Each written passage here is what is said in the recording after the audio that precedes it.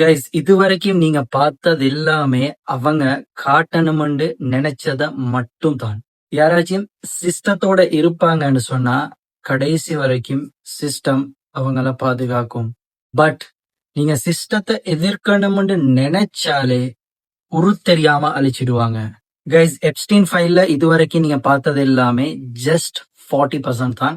எதெல்லாம் ரிலீஸ் பண்ணப்பட்டுச்சோ அதிலிருந்து தான் இது வரைக்கும் நீங்க பார்த்த வீடியோஸ் அண்ட் ரிசர்ச்சஸ் எல்லாமே இதுக்குள்ளதான் அடங்கும். இதோட பயங்கரமானதும் ஆபத்துமான உண்மையான விஷயங்கள் எல்லாமே சீல் பண்ணப்பட்டிருக்கு. அதெல்லாம் ரிலீஸ் பண்ண மாட்டாங்க. அதுதான் சிஸ்டம் அப்படின்னு சொல்றது. சோ கைஸ், இந்த வீடியோவை கண்டினியூ பண்றதுக்கு முன்னாடி எனக்கு ஒரு விஷயத்த சொல்றதுக்கு இருக்குது. தயவு செஞ்சு ஓப்பன் மைண்ட் செட்டட இல்லாதவங்க, சில விஷயங்களை புரிஞ்சுக்கொள்ளக்கூடிய பக்குவம் நிதானம் இல்லாதவங்க தயவு செஞ்சு இந்த வீடியோவை பார்க்க வேணாம். உங்களால தாங்கிக் கொள்ள முடியாது. இன்றைக்கு நைட்டு தூக்கம் வர்றதுக்கு சான்ஸே இல்ல கைஸ். இந்த வீடியோ வந்துட்டு கொஞ்சம் போரிங்கா போகும் ஸ்டார்டிங்ல, அதுவே கிளைமேக்ஸ்ல பாருங்க, பார்த்துட்டு சொல்லுங்க. என்னால முடிஞ்ச அளவுக்கு ட்ரை பண்ணிக்கிறேன் இதை உங்களுக்கு சிம்பிளா கிளியரா எக்ஸ்பிளைன் பண்ணணும் அப்படின்னு சொல்லி guys. So guys, Epstein file அப்படிங்கிறது வந்துட்டு ஒரு கேஸ் மட்டும் இல்ல. ரொம்ப பேர் பேசுறாங்க செக்ஸ் டிராஃபிக்கிங், அதாவது சைல்ட் அபியூஸ் அப்படிங்கிற விஷயம் மட்டும் தான் சொல்லி. சோ அதை தாண்டின பெரிய விஷயங்கள் எல்லாம் இருக்குது. அதாவது பாத்தீங்கன்னு சொன்னா மணி லாண்டரிங், நீதித்துறையில வந்து இன்ஃபுளுன்ஸ் பண்ணது, வரி மோசடி. சோ இது எல்லாமே ஆர்கனைஸ் கிரைமாக பண்ணிருக்கிறாரு தலைவர். சிஸ்டத்தோட உள்ளுக்கு இருந்து ஒர்க் பண்ணிருக்கிறாரு அப்படிங்கறத இங்க ஆக பெரிய பிரச்சனை காய்ஸ். எப்ஸ்டீன் வந்துட்டு இவர் தனியா இந்த வேலைகள் எல்லாம் செய்யல காய்ஸ். இது எல்லா இண்டஸ்ட்ரியோடையும் எல்லா டிபார்ட்மெண்ட்ஸோடையும் இது well organised crime, right? So இதுல நடந்த எல்லா விஷயங்களுமே சிஸ்டமேட்டிக்காக செய்யப்பட்ட விஷயம். சிஸ்டத்துக்குள்ள ஒரு கிரைம் நடக்குது. சிஸ்டத்தை பொறுத்த வரைக்கும் கிரைம் அப்படின்னு சொல்லி அந்த டேர்ம்ல யூஸ் பண்ண மாட்டாங்க. இன்சிடென்ட் அல்லது ஆக்சிடென்ட் அப்படியான டேர்ம்ல தான் அவங்க யூஸ் பண்ணுவாங்க. சோ சிஸ்டத்துக்குள்ள நடக்கிற விஷயங்களை சிஸ்டம் ஒரு நாளும் பனிஷ் பண்ணாது, எக்ஸ்போஸ் பண்ணும், ரைட்? சோ இது நல்லா ஞாபகத்துல வச்சுக்கோங்க. இது தொடர்ந்து பார்ப்போம், அப்பதான் இது என்ன அப்படின்னு சொல்லி வருங்க. சோ இதுல ஆகவே சென்சிட்டிவான விஷயம் என்னன்னு சொன்னா செக்ஸ் டிராஃபிக்கிங், விசேஷமா சைல்ட் அபியூஸ் அப்படிங்கிற விஷயம். என்னன்னு சொன்னா சின்ன பிள்ளைகளை எல்லாம் கூட்டிட்டு போயிட்டு அந்த மாதிரி பண்ணி இருக்கிறாங்க. இவனுங்களோட மென்டாலிட்டி எப்படி இருக்குன்ற விஷயத்த எல்லாரும் பார்த்திருப்பீங்க. இதுல யார் யார் சம்பந்தப்பட்டு இருக்கிறாங்க அப்படிங்கிற விஷயமும். இங்க நேம்ஸ் இம்பார்ட்டன்ட் இல்ல காய்ஸ். இதை யாரு ரிலீஸ் பண்ணாங்களோ அவங்களோட மோட்டிவுமே கூட இதோட நேம்ஸ் தான். நாங்க எல்லாரும் யார் யாரு அப்படின்ற நேம்லயே போக்கஸ் பண்ணிட்டு இருக்கிறோம். சோ அதனால எங்களால இதுல என்ன உண்மையிலே நடக்குது அப்படிங்கிற விஷயத்த புரிஞ்சு கொள்ள முடியறது இல்ல. எல்லா நாடுகள்லயும் இதே நிலைமை தான். அமெரிக்கன்ஸுமே கூட 2-3 பேரை மீட் பண்ணி இந்த சப்ஜெக்ட் கொஞ்சம் பேசினேன். சுவாரஸ்யமான அனுபவங்கள் கிடைச்சிச்சு. சோ சில்ட்ரன்ஸோட விஷயம் வந்துட்டு உண்மையிலுமே சென்சிட்டிவான ஒரு விஷயம். அதோட இன்னொரு விஷயத்த நான் ஹைலைட் பண்ணணும். இதுல நடந்த மத்த விஷயங்கள் எல்லாமே காய்ஸ் எப்ஸ்டீனுக்கோ இல்ல எப்ஸ்டீன் ஐலண்டுக்கோ சம்பந்தப்பட்ட விஷயங்கள் அல்ல. இது உலகத்துல எல்லா நாட்டுலையும் எல்லா இடங்கள்லயும் இப்ப நான் பேசிட்டு இருக்க போக்குறேன் இந்த விஷயங்கள் எல்லாமே நடந்து கொண்டிருக்குது அப்படிங்கறதான் யதார்த்தம். என்னன்னு சொன்னா ஸ்ரீலங்கால வந்து கிட்டத்தட்ட 10,500 சைல்ட் அபியூஸ் கேசஸ் வந்துட்டு ரெக்கார்ட் ஆயிருக்குது, கம்ப்ளைண்ட் ஆயிருக்குது 2025ல. இது எங்க நடந்திருக்குது? ஸ்ரீலங்கால. எப்ப நடந்திருக்கு? 2025ல மட்டும் 10,500. சோ இந்த மாதிரி ஒவ்வொரு ஏரியம் எடுத்து பார்க்க போனா லிஸ்ட் பெருசாகிட்டு போகும். இதுல child abused, rape, sexual harassment இந்த மாதிரி கேட்டகரிஸ்ல வரும். இன்னொரு என்ஜிஓ ரிப்போர்ட் என்ன சொல்லுது அப்படின்னு சொன்னா கைஸ், ஏர்லி 20sல வந்துட்டு 2,000 to 40,000 சில்ட்ரன்ஸ் வந்துட்டு செக்ஷுவலாக அபியூஸ் பண்ணப்பட்டு இருக்கிறாங்க. இதுல ஆச்சரியமான விஷயம் என்ன அப்படின்னு சொன்னா இதுல பாதி பேரு அவங்களே விரும்பி அந்த மாதிரியான செயல்களை ஈடுபட்டு இருக்கிறாங்க அப்படிங்கிறது ஆச்சரியமா இருக்கு. இதை கொஞ்சம் டீப்பா பார்க்கக்கூடியவங்களுக்கு இது ஆச்சரியம் இல்லை. இன்னைக்கு சொசைட்டி அப்படித்தான் இருக்குது. சோ ஸ்ரீலங்காவோட லோ பொறுத்த வரைக்கும் 16 வயசுக்கு குறைஞ்ச யார் இந்த மாதிரியான விஷயங்களை ஈடுபட்டாலும் அது ஸ்டாட்யூட்டரி ரேப் அப்படின்னு சொல்லித்தான் சொல்லுவோம். சட்டப்பூர்வமாக அது ரேப் அப்படிங்கிற கேட்டகரியில தான் வரும். என்னன்னு சொன்னா அவங்க விரும்பியோ விரும்பாமலோ ஈடுபட்டாலுமே கூட எப்ஸ்டீன் ஐலண்ட் அப்படிங்கிற ஒரு இடத்துல நடந்த விஷயம் எங்களை சுத்தி எங்களோட என்வாயன்மெண்ட்ல இது நடந்து கொண்டு தான் இருக்குது. அதை தாண்டி ஒரு விஷயம் எப்ஸ்டீன் ஐலண்ட்ல நடந்த ப்ராஸ்டிடியூஷன், விபச்சாரம் அப்படிங்கிறதுக்காக இந்த மாடல்ஸ் எல்லாம் அந்த ஐலண்டுக்கு போயிட்டு அவங்களும் வந்து பேட்டி கொடுக்குறாங்க. எங்களை வந்து இப்படி பண்ணிட்டாங்க அப்படி பண்ணிட்டாங்க. இவங்க எல்லாம் எக்ரி ஆகி தான் போயிட்டு இருக்கிறது. அவங்க கேஷ் பே பண்ணி இருக்கிறாங்க. சோ சில்ட்ரன்ஸ் இதுல சேர்த்துக்கொள்ளாதீங்க, அது வேற விஷயம். அது உண்மைக்குமே வந்துட்டு சென்சிட்டிவான ஒரு விஷயம். சோ மத்த கேஸ் எல்லாமே இவங்களே விரும்பி போனது. உங்களுக்கு எல்லாருக்கும் ஞாபகம் இருக்கும் டாக்டர் ஷாஃபியோட இஷ்யூல வந்துட்டு என்ன ஆச்சு ஸ்ரீலங்கால ஒருத்தவங்க வந்து கம்ப்ளைண்ட் கொடுத்தோன்னா போலீனுக்கு வந்தாங்க ஆயிரக்கணக்கான பேர், எனக்கும் இப்படி பண்ணிட்டாங்க எப்பனுக்கும் இப்படி பண்ணிட்டாங்க. அந்த மாதிரி தான் இந்த கேஸ்லயும் அப்படி லிஸ்ட் பெருசா போயிட்டு இருக்குது. இதெல்லாம் ஹிஸ்டரியை தேடி பார்த்தா எல்லாமே மாடலர்ஸும் ஹீரோயின்ஸும் இது செலிபிரிட்டிஸ் அப்படின்னு சொல்லக்கூடியவங்க. இவங்க எல்லாம் காசுக்கு பின்னாடி மணிக்காக வேண்டி என்ன வேணாலும் செய்யக்கூடிய ரொம்ப பேர் தான் இந்த லிஸ்ட்ல இருக்கிறாங்க.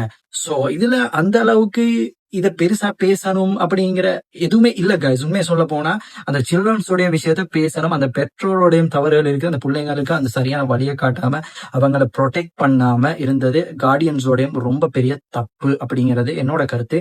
அதே மாதிரி இதுல ப்ராஸ்டிடியூஷன் இந்த விஷயங்கள் எல்லாம் பேசுறதுல 5 பிரயோசனமே நாங்களும் இருக்கிற டூரிசம் ட்ரேட்ல இந்த எப்ஸ்டீன் கேஸ் மாதிரி 1008 கேஸ பாக்குறாங்க. ரைட். ஸோ சொசைட்டி மாறி இருக்குது, கேர்ள்ஸோட மனநிலைமை அப்படி மாறிக்கிட்டு இருக்குது. காசுக்காக என்ன வேணாலும் பண்ணுவாங்க. இண்டிவிஜுவல் பிளஷர், நான் சந்தோஷமா வாழணும், எல்லாருக்கும் முன்னாடி ரொம்ப நல்லா ட்ரெஸ் பண்ணணும், ஒரு ஐபோன் வச்சிருக்கணும், இல்ல பிராண்டட் கிளாத்ஸ் வேர் பண்ணணும் அப்படிங்கிறதுக்காக வேண்டி என்ன வேணாலும் பண்ணுவாங்க அப்படிங்கிற நிலைமை சொசைட்டி இருக்குது. சர்வசாதாரணமான ஒரு விஷயம் guys, இது தப்பான விஷயம். ஆனா இன்றைக்கு ரியாலிட்டியில என்வாயன்மெண்டல்ல இது நடக்குது அப்படிங்கறத எங்களால டெய்லி பார்க்க முடியுது அப்படிங்கிற யதார்த்தத்தை எல்லாரும் புரிஞ்சுக்கோங்க. இந்த சப்ஜெக்ட் நான் இதோட நிப்பாட்டுறேன். இதுக்கு புறம் உள்ள அரசியலை பேசுவோம், இதில் உள்ள சூழ்ச்சிகளை பத்தி பேசுவோம். எப்ஸ்டீன் ஃபைல் உள்ள குற்றவாளிகளை சிஸ்டம் தண்டிக்குமா? எனக்கு சிம்பிளா கொடுக்கக்கூடிய ஆன்சர், தண்டிக்கிறதுக்கான வாய்ப்பே இல்ல காய்ஸ். ரைட். ஃபார் எக்ஸாம்பிள், ஒரு கொலை நடக்குது, வை எக்ஸ கொல்றாரு. ரைட். இது வந்து பாத்தீங்கன்னு சொன்னா தானீசா தண்டநீதி சங்கிரஹய பீனல் கோட் ஆஃப் ஸ்ரீலங்கா அப்படின்னு சொல்லுவாங்க. இதுக்கேற்ற மாதிரிதான் நீங்க குற்றவியல் தண்டனைகள் கொடுக்கப்படும் guys. இதுல 294 என்ன சொல்லுதுன்னு சொன்னா, ஒரு மர்டர் நடந்துச்சு அப்படின்னு சொன்னா அது இந்த செக்ஷனுக்கு கீழே போச்சுன்னா murder. At the same time guys, special exception, general exception அப்படின்னு இருக்கும். சோ இந்த கேட்டகரிஸ் எல்லாத்துலயுமே வந்து சில வரைவிலக்கணம் கொடுக்கப்பட்டிருக்கு. அதாவது கொலை நீங்க பார்த்ததுக்காகவே அது கொலையாக மாறாது அன்லஸ் அது ப்ரூஃப் ஆகிற வரைக்கும். ஃபார் எக்ஸாம்பிள், கொலைக்கான மோட்டிவ் இருக்கணும். இந்த விஷயங்கள் எல்லாமே இதுல வரணும். 296 அவருக்கு மரண தண்டனை கிடைக்கும். இந்த 296 அந்த கேஸ் பாஸ் பண்ணி வரணும். விளங்கிச்சாண்டு தெரியல. சோ அதே மாதிரி இந்த ஜெஃப்ரி எப்ஸ்டீனோட கேஸ்ல வந்துட்டு 40% கோர்ட் டாக்குமெண்ட்ஸ் தான் இது வரைக்கும் ரிலீஸ் பண்ணப்பட்டிருக்குது. அதில் இருக்கிறது எல்லாமே சும்மா விட்னஸோடைய வாக்குமூலங்களும் கிடைச்ச ரிப்போர்ட்ஸும் போட்டோஸும் வீடியோஸும் அதோட சில பாகங்கள் மட்டுமே தான் இருக்குது. சோ இந்த பாட்டை வெளியில போட்டா மக்கள் குழம்பிடுவாங்க. மக்கள் நாங்க எல்லாருமே human beans, emotions beans. Right. So நாங்க எல்லாருமே வந்துட்டு ஒரு விஷயத்த பார்த்து டக்குன்னு இமோஷனல் ஆகி அப்படி இப்படின்னு சொல்லி அந்த நேரத்துல நாங்க கொஞ்சம் வேற மாதிரியாக ரியாக்ட் பண்ணினாலுமே கூட காய்ஸ், நாங்க யாரும் டீப்பா இதெல்லாம் பத்தி யோசிக்கிறது இல்ல. நான் சொல்ல வந்த முதல் பாயிண்ட் இதுதான். இதுக்குள்ள இவ்வளவு பெரிய விஷயங்கள் எல்லாம் அடங்கி இருக்கு அப்படிங்கிற இதை வந்துட்டு ஜெஃப்ரி எப்ஸ்டீன் அப்படிங்கிறது வந்து தனி ஆள் அல்ல, இது ஒரு சிஸ்டம். அவன் இந்த கேஸ் முடியறதுக்கு முன்னாடியே தற்கொலை பண்ணிக்கிட்டாங்க அப்படின்னு சொல்றாங்க. சிஸ்டம் ஒருத்தரை பனிஷ் பண்ணணும்னு நாடிட்டா அதை யாராலையுமே தடுக்கல காய்ஸ். அதே மாதிரி பாத்தீங்கன்னு சொன்னா இதுல சம்பந்தப்பட்ட பில்கேட்ஸாக இருந்தாலும் சரி, ட்ரம்பாக இருந்தாலும் சரி, இலோன் மாஸ்காக இருந்தாலும் சரி, யாராக இருந்தாலும் சரி காய்ஸ், இவங்களை பனிஷ் பண்றதுக்கு சரியான எவிடன்ஸ் வேணும், சரியான ப்ரூஃப் வேணும். ரைட். ஸோ அந்த ப்ரூஃப் எல்லாம் வந்துட்டு சரியான இடங்களுக்கு போகணும், அந்த டிசிஷன்ஸ் எல்லாம் எடுக்கப்பட்டு இவங்களுக்கு தீர்ப்பு வழங்கப்படும். இதெல்லாம் நானும் நீங்களும் வாழ்ற உலகத்துல நடக்கிறதுக்கான வாய்ப்பே இல்லை காய்ஸ். ரைட். ஸோ இப்ப இதுல உள்ள பிரச்சனை என்ன அப்படின்னு சொன்னா காய்ஸ், வரலாறு எங்களுக்கு முக்கியமான ஒரு விஷயத்த படிச்சு தருகுது. நான் இந்த வீடியோ ரெக்கார்ட் பண்ணக்கூடிய நோக்கமும் இதை உங்களுக்கு சொல்லணும் அப்படிங்கிறதுக்காக வேண்டிதான். If you support the system, it protects you. But if you opposite, it can erase your identity. ஒரு தெரியாம அழிச்சிடுவானுங்க அப்படிங்கிறது வரலாறு guys. எக்ஸ்போஸ் பண்ணும் அப்படின்னு சொன்னா யுஎஸ்ஏவோட பிரசிடென்ட் ஒன்று இருந்தாரு, நிக்சன் அப்படின்னு சொல்லி, வாட்டர்கேட் இஷ்யூ அப்படின்னு சொல்லி ஒரு விஷயம் நடந்துச்சு அமெரிக்கால. சிஸ்டம் வந்துட்டு கோர்ட் வரைக்கும் போச்சு. அந்த மனுஷன் கோர்ட்ல போயிட்டு கெஞ்சி கதறி அழுந்து விழுகுறாரு. அதோட சிஸ்டம் அவரை பாதுகாக்குது. எக்ஸ்போஸ் பண்ணிச்சு, ஆனா தண்டிக்கல்ல. அவர் ஒரு பக்கம். ஆனா ஜான் எஃப் கெனடி அப்படின்னு சொல்லி ஒரு பிரசிடென்ட் இருந்தாரு யுஎஸ்ல. மனுஷன் சிஸ்டத்தோட இருந்தாரு. ஒரு கட்டத்துல இது தப்பு, வெளியாகணும்னு நினைச்சாரு, தெரியாம அழிச்சிட்டானுங்க. இப்ப சிஸ்டம் எக்ஸ்போஸ் பண்ணிருக்கு இலோன் மாஸ்க், பில்கேட்ஸ் எல்லாரையும். தண்டிக்குமா அப்படிங்கிறத பொறுத்திருந்து தான் பார்க்கணும்.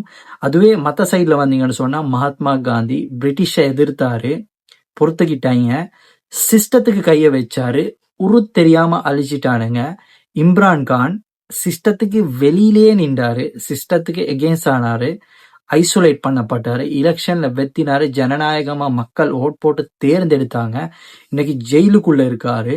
கடாஃபி, சதாம் ஹுசைன் 2 பேரும் சிஸ்டத்தோட ஷோல்டருக்கு மேல கை போட்டுட்டு இருந்தாங்க. சிஸ்டத்தோட ஒரு கட்டத்துல 2 பேருமே ரியலைஸ் பண்ணாங்க, இது தப்பு, இப்படி பண்ணக்கூடாது அப்படின்னு சொல்லி ரியலைஸ் பண்ணி என்னைக்கு வந்து பேச ஆரம்பிச்சாங்களோ அன்னைக்கு சோழிய முடிச்சு விட்டாங்க.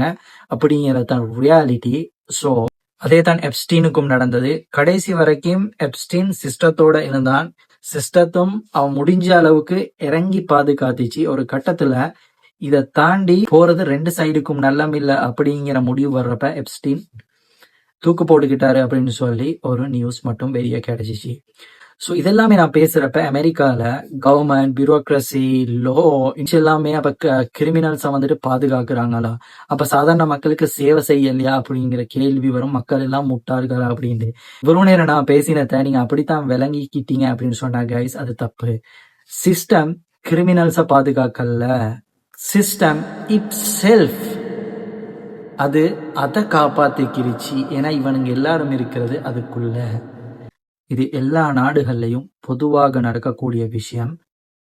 இத ரொம்ப பேரு வேற மாதிரியா சொல்லுவாங்க. இலுமினாட்டி, ஆன்டி கிரைஸ்ட், தஜ்ஜால், யாஜூஜ் மாஜூஜ், காகன் மொகாக், இந்த இதோட டச் பண்ணி பேசுவாங்க.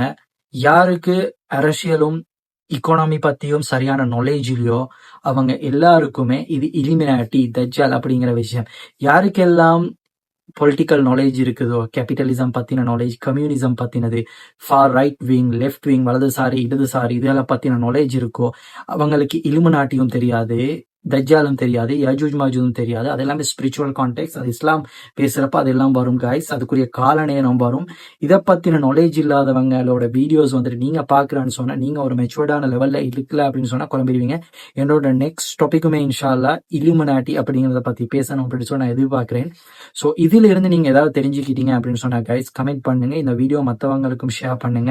சொல்ல வந்த விஷயம் வந்துட்டு ரொம்ப சிம்பிளானது கைஸ். எப்ஸ்டீனோட ஃபைல்ல யாரெல்லாம் இருக்கானுங்களோ இவனுங்க சிஸ்டத்தோட இருக்கிற வரைக்கும் சிஸ்டம் இவனுங்களை உள்ளங்கையில வச்சு பாதுகாக்கும். இதுல யாராச்சும் அது எலன் மஸ்காக இருந்தாலும் சரி, பில் கேட்ஸாக இருந்தாலும் சரி, சிஸ்டத்துல இருந்து விலகணும்னு நினைச்சாலே இவனுங்களை உறுத்தெரியாம சிஸ்டம் அழிச்சிடும் அப்படிங்கிற விஷயத்த எழுதி வச்சுக்கோங்க. இதுல ஏதோ ஒரு விஷயம் தான் நடக்க போகுது. இன்னொரு வீடியோல சந்திப்போம்.